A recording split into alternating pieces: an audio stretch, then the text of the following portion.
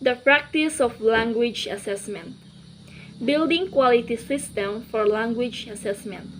When we say that a new product or a service is of good quality, we generally mean that it consistently lives up to or is better than what we expect.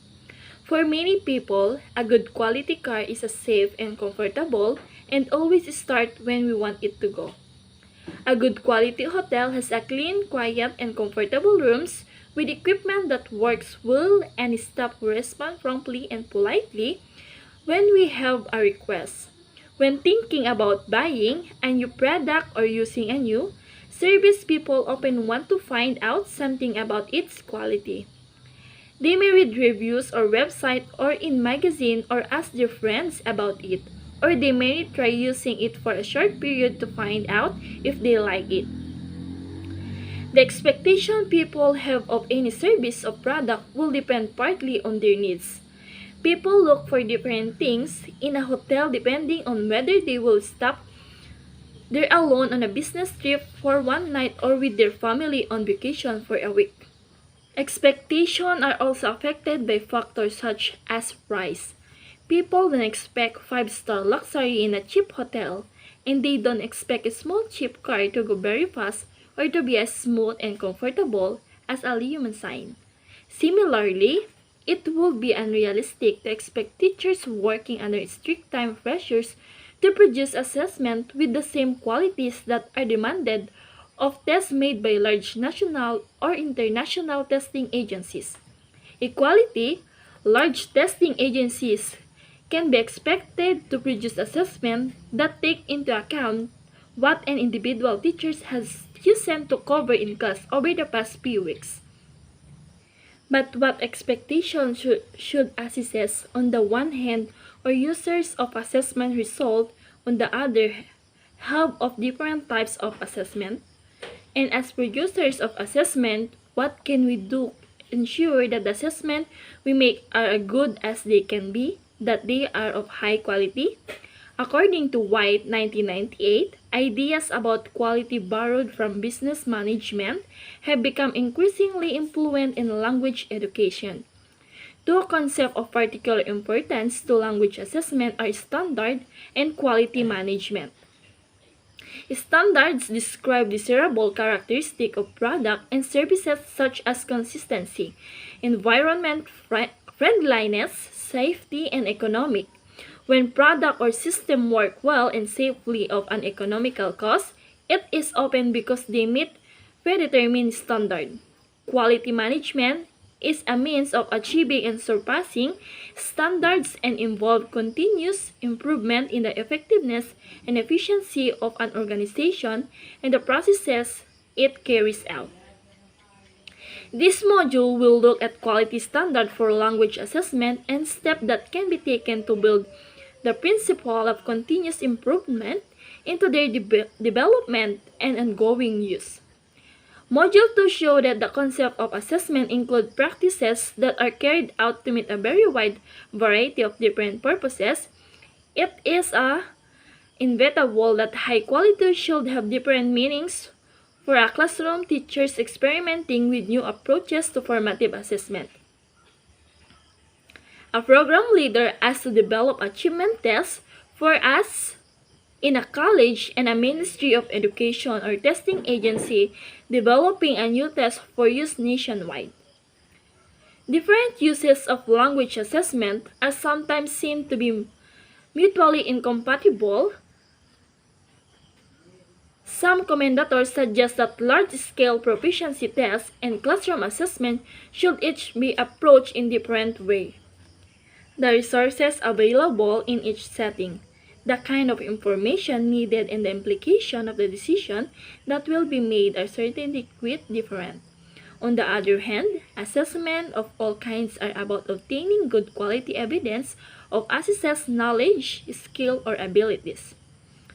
The principles presented in the module are based on the practical advice offered in a range of language assessment textbooks are intended to be relevant across the broad spectrum of language assessment contexts, putting quality into practice in language assessment. Projects to develop a new assessment, especially at the classroom or program level, are often seen by those involved as one of linear exercises with clear-cut beginning and endpoint. It is decided that an assessment is needed. The content is settled on, procedures are sketched out, and the question or items are written. Or perhaps a test is brought in from a publisher or other internal organization. The assessment is administered to a good group, learners score are awarded, decisions are taken, and certificates are handed out. The work is complete. Sometimes an assessment is used once and then discarded. The next time, everyone starts again from the beginning.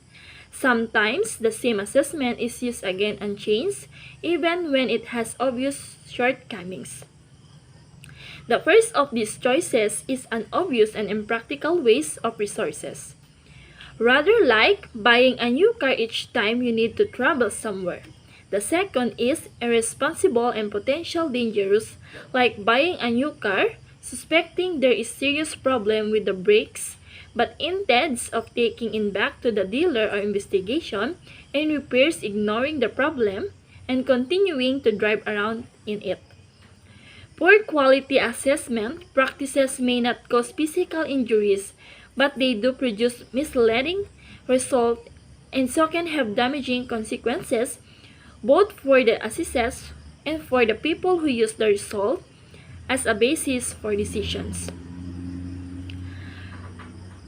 Popan argued that in addition to the familiar problems of limited resources and lack of time, many teachers suffer from a lack of assessment literacy. They have not received training in basic assessment principles that do not understand how assessment and teaching can complement each other. Konyam cited a new number of shortcomings in teachers-made language assessment that could result from this lack of assessment literacy. Tests made by teachers are often too easy or too difficult for learners, fail to reflect what learners have achieved, and contain content that has not been taught or is not included on the syllabus. Effective assessment comes at a price. Not every institution have the resources to employ the full array of trained language assessment professionals in Listen by back 2019, including specialist assessment writers, psychometrician or statistician trained in educational measurement, and graphic designers. All institutions certainly do have the capacity to improve of their current practice. Fortunately, acknowledging a few basic principles can help to develop assessment literacy and improve the quality of practice. This principle can be summed up by the acronym PRICE.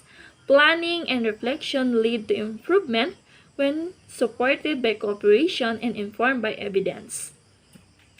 Planning means should always be built into the development of any new project, and assessment are no exception. The more true the plans, the better the assessment is likely to be. Reflection and review are fundamental. A good quality system, the effectiveness of plan and current materials and practices in fulfilling their purpose should constantly be questioned and evaluated. Improvement our current materials and practices is always possible and should be the constant aim of any assessment system. Reflection is directed toward making improvements. Cooperation and teamwork are essential to the development of good assessment materials and practices. Shared ideas and shared criticism aid reflection and inform improvements. Evidence is the basis for good decisions making. Reflection based on good evidence is much more constructive than prejudiced guesswork as a means of improving quality. Effective record keeping helps everyone involved to understand where procedures and materials could be made better. Systematic analysis informs effective improvement. Planning, reflection, and improvements. The first three PRICE principles, planning, reflection, and improvements, suggest a regular plan to review schedule, in which current assessments are evaluated and ideas for improvements put forward for integration within this plan for the next time the assessment will be used. This principle do not only apply to locally developed material. Assessments that have worked well in one location with one group of learners may not work equally well in another. Material that is both in from publishers or external agencies should be subject to the same process of critical review as local development material. The checklists provided in the text 3 chapters are intended to help in the process. The last two of price principle, cooperation, and evidence are the conditions required to make planning, reflection, and improvement effective. Cooperation. One cause of poor assessment practices is mistaken belief that individual expertise or experience can guarantee quality. An experienced teacher is trusted to produce and carry out assessment in a better way than a native, although this doesn't always mean that natives will be given any help with the job. An expert in assessment is assumed to produce better material than a teacher with no specialist training. This may seem reasonable, but even assessment material produced by the most skilled, best trained individuals have faults and idiosyncrasies. We stress the point that developing assessment should be group activity. Individuals acting alone are very unlikely to be able to plan, design, and put into practice a really effective assessment system. In fact, teamwork of various kinds is essential to good assessment. First, it is important in the planning stage to agree on standard that the team will work towards. If individual teachers or teachers each use very different approaches, either is creating assessment or in judging performance, learning can become a just-timed and confusing experience. Davidson argued that good assessments are developed by consensus rather than by imposition when people combine their efforts and everyone has a say in the development of an assessment system. This is much better chance that it will run successfully and that problems will minimize. If the teachers are able to work together to contribute to share collection or bank of assessment materials, the system can become more efficient as well as more coherent and effective. The following chapter of this book suggests ways of organizing and coordinating this shared activity. Another aspect of cooperation is linked to reflection. The work of team members should be checked and repeatedly evaluated. A second opinion on assessment material is always necessary, and having a third and fourth opinion is even better. Someone with a different points of view is often able to spot problems and errors that one writer or one scorer may have missed. Where possible classroom, teachers should work with the colleagues in regularly reviewing their overall approach to assessment, the specific techniques and materials they intend to use, and the decision they make when awarding scores. At the program level, enough resources must be made available to allow for regular review of all assessment material and procedures. It should also be kept in mind that effective reflection and review need a supportive and professional environment in which criticism is objective and it's not taken to be personally malicious. As one teacher involved in developing assessment said of the experience of teamwork, I learned to be open to and willing to accept groupmates' criticism. Primary school teachers from Hong Kong, CABACUNGAN, willingness to accept since criticism is vital to good quality assessment system. Collecting evidence, a very widespread shortcoming is much assessment practice is paradoxically that the assessment itself often goes unexamined. It is surprising rare for assessment users to attempt in any systematic way to find out whether the decision taken based on assessment result were the right decisions.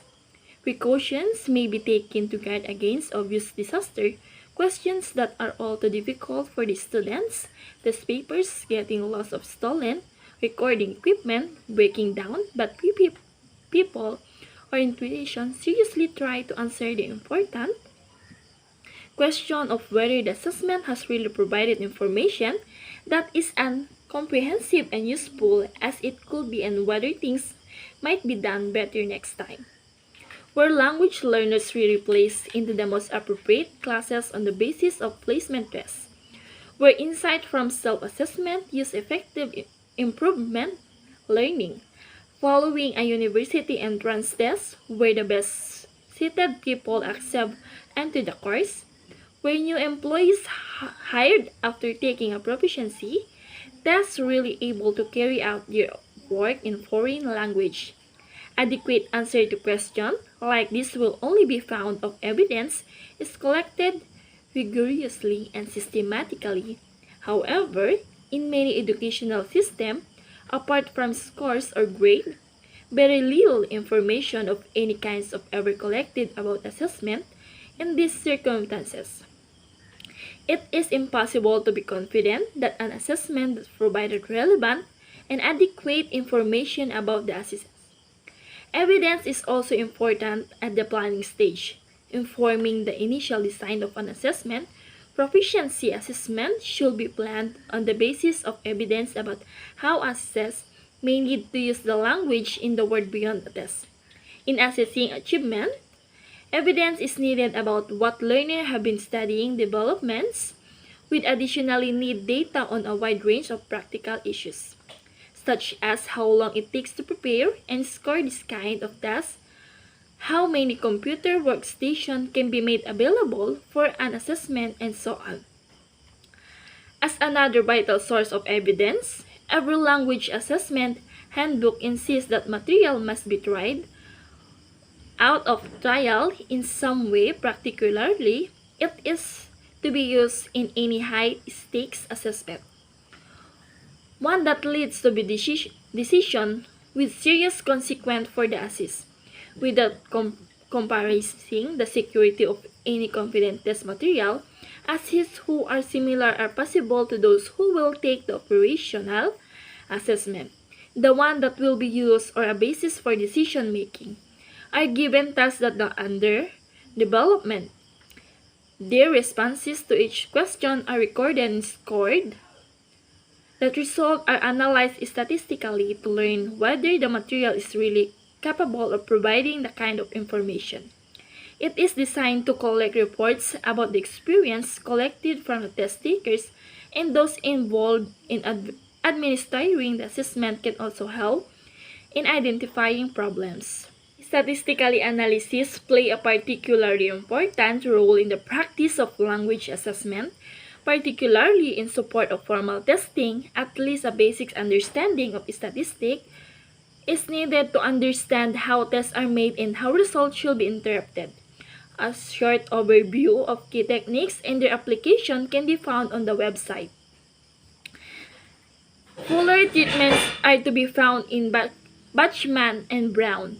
During the initial development of an assessment, the focus is on the types of tests that will be used.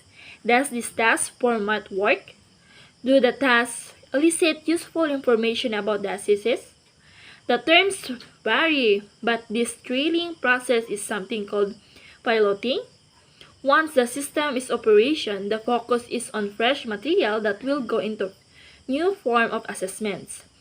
Are these particularly questions good example of the established type?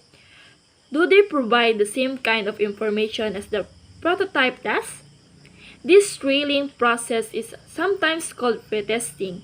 In addition to the pilot of task type of pretesting of new material. After each administration of an operational assessment, this should always be a process of reflection or item and assessment review so that lesson can be learned and improvement made. When intentions are not stated or understood, procedures not consistently followed, and evidence not carefully collected, It is impossible to tell just how good or bad assessment has been at fulfilling its purpose, although experience suggests that the quality is likely to be poor. If nobody explains just what the assessment is supposed to measure, it is possible to judge whether or not it has been successful in measuring or capturing any meaningful. If nobody keeps a record of the answer that assist gave to each question, it becomes impossible to tell whether some of the questions are problematic. If nobody provides guidance of which answers can be accepted and which are incorrect, when different people score an assessment, each one may judge the same answer differently. If nobody sets of how much time is assessed should be allowed of what resource of help they can use. Some may unfairly given more time or receive more help than others. In these circumstances, in the absence of standards for language assessment, the result may be meaningful less and so cannot be useful. Practices will certainly need improvements, but without evidence, it will not be clear how they should improvement. The assessment cycle. When improvement is assessment and assessment system should not be seen just a product such as test papers or as evidence such a role play or one-hour written examination, or even as a serious linked event that lead to decision about assist. Instead, assessment should be viewed as continuous and repeating cycles of activities. The process does not end with decision about an assist is made, but can be modified and improvement before the cycle begins again. The next time around, the quality of assessment will be better. Within the overall cycle, it is useful to identify a sequence of activities, each associated with a particular function of role. Each role may be carried out by a different person or group of people, and some may even carried out automatically and machine. On the other hand, one person or group may carry out several roles. In large-scale assessment programs, each activity will involve detailed documentation so that different groups of individuals can coordinate their contributions. Teachers, especially if working more or less independently on classroom assessment, will not be able to keep such intensive records but will need to consider efficient way of keeping track and communicating the process that their students are making in their learning.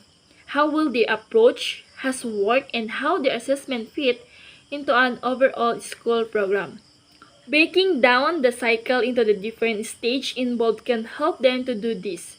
Represent the different role involved in the assessment cycle in the various documents used to record each stage.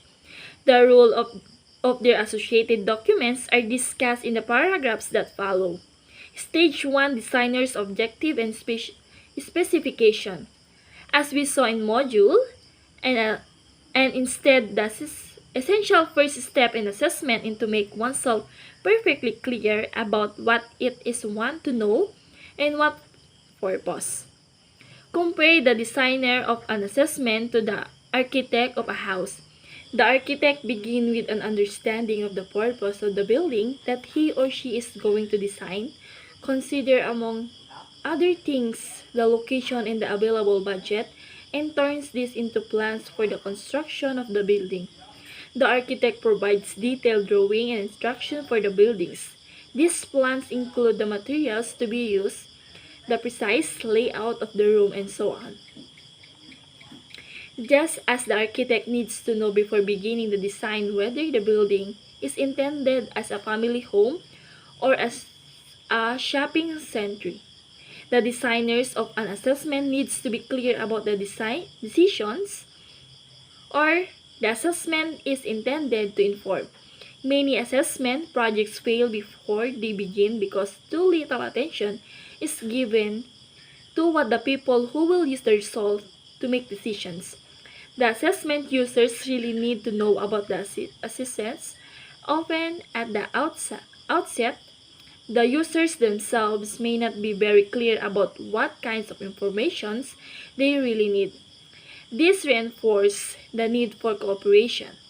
The designers of the assessment will need to consult closely with the users and to be sure that they build a shared understanding of the intended purpose.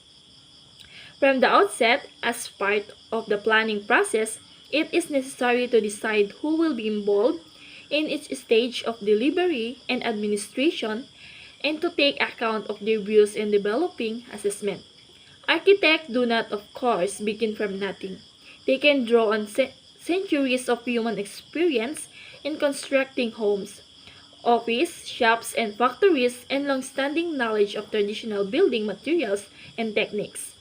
In making their plans, they can combine the established traditional with innovation, such as newly developed materials and new ideas for design.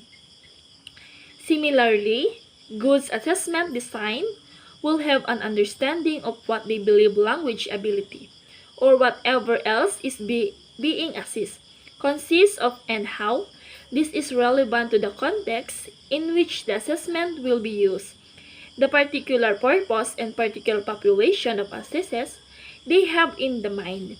They will know how language abilities have been assessed by others in the past or how they are assessed in other contexts. They will also be aware of the effects that the use of different techniques available may have on those involved. The designer of informative classroom assessment system need understanding of how language and learn and how best to use the information from assessment to guide ongoing learning. The issue of what should be assessed and measured by language assessment, the assessment construct, has naturally been the center of a great deal of debate between people who favor one approach or another. Part 3 will look at the impact that some of the different theories approach to defining construct have had in language assessment design. As one means of ensuring a coherent system with consistent result, it is important that the procedures followed in making a useful product of carrying out a project can be repeated. The steps in the process have to be recorded enough to make replicate possible. This also helps identifying the likely sources of any problems when they occur. According to the purpose and formally of the assessment, different aspects as the content and administration may need to be more and less strictly replicable. Large-scale tests are often standardized. Both the content of the test and the condition for administration are careful and controlled so that each assist will have the same test-taking experience. For reason of security, the same question can be used every time a test is given. To avoid this, different forms set of assessment material that follow exactly the same design but include different content are produced. They are intended to be similar enough to give comparable results when the assessment is given to different groups of people at different times and different places. If two forms include very different materials and are administered under different conditions, the result will not be directly comparable. In many kinds of formative assessment, standardization is unnecessary and could be counterproductive as teachers may wish to adjust procedures according to the needs of their students. Nonetheless, some degree of replication is important even for information classroom questioning and self-assessment. The successful use of formative assessment depends on embedding regular procedures in the classrooms. Teachers need to have a consistent approach to questioning and feedback so that the students become familiar with the technique and understand how to benefit from them. Learners need to be trained to follow set process if they are going to be effective at self and peer assessment. The descriptive reporting and result needs to be carried out consistently so that users can develop a clear understanding of their meaning. The design statement when considering the design of a new assessment or an approach to assessment with the school curriculum It is important to those involved to begin by considering, discussing, and collectively answering some fundamental questions. The purpose of the assessment, what decision needs to be taken, what should take the decisions, what effect will the decision have the assist and of it others, who will be involved in developing the assessment, in addition to the decision makers and assessors, who else has interest or stake in the assessment, how will their view be taken into account, who will take the assessment, who will be the assessors. In some assessors have special requirements, taking a speaking test partially, student taking a test of reading skills, how will this be met? How will any adoption affect the decisions? What aspects of language are relevant to the decisions? How are these aspects of language believed to connect to the decisions? And how information about these assets, knowledge, skills, or abilities will be needed to support the decisions. Is an assessment the only way to obtain relevant information? What other resources might be used? Is another suitable assessment already available? Is an assessment the most efficient way to obtain the relevant information? Could other sources be used to supplement the assessment? In classroom assessment, should the focus be on the whole class or a group of students, pair of students, individuals? Will all students be assessed or only a subset? What is the best way to report the results so that they are helpful as possible to users? What effect is the implementation as the assessment intended to have teaching and learning? What unintended negative effects might it have, and what will be done to prevent this? Large-scale assessment program will document the answer to the questions such as this in the form of what Bachman and Palmer call a design statement. This design statement usually comes at the beginning of the specification and sets out the designer's understanding of the purpose of the assessment, the decision to be made, stakeholders affected by the decisions, and individuals responsible for making decisions. It provides a definition and the assessment construct, a description of the assess and explanation in why the approach adopted by the designer is appropriate. Classroom teachers will not need to publish a design statement for each assessment they use in class, but they will need to have a clear understanding of the theoretical justification for the content, what theories of language and proficiency underpin the test, and why the test is the way it is. And this it is true for other forms of assessment as it is for tests. Within teaching programs, an implicit statement of the overall approach to assessment and its relationship to the learning should be included among the key curriculum documents. Blueprints. Just a builder needed detailed plans or blueprints is under to construct a building. So those involved in preparing an assessment need more than a design statement if they are going to produce material that matches what the designer intended.